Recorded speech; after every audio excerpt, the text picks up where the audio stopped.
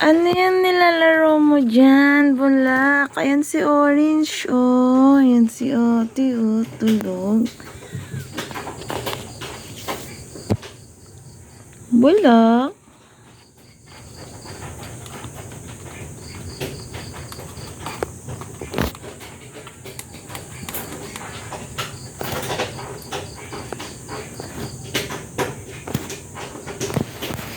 Ano yun?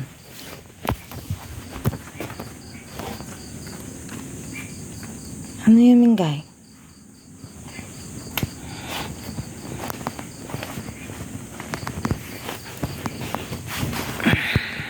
Guys, dito ako natulog sa kwarto ni Ate.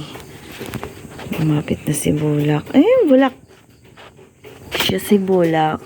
Yung buo ang pamasahe mula Bulacan. Kasi dinampot siya ng anak ko doon sa Bulacan. Doon sa may abandonadong lugar. Yung walang tao, walang bahay. Iyak siya ng iyak. Maliit pa siya nun. Tapos inuwi siya dito ng anak ko.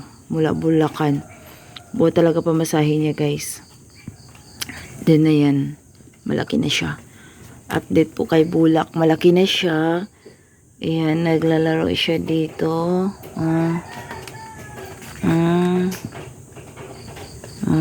Naglalaro siya. Ay. Malaki na siya, guys. So, dito kami natutulog sa kwarto ni Angel pala kasi nandun sa kabila yung kwarto ko. And alas 7 na bukas pa yung ilaw namin. Kasi, guys, yung bahay namin, talagang ano siya. Andyan yung pansit at ano yata yan. Ano yan. Ano ba?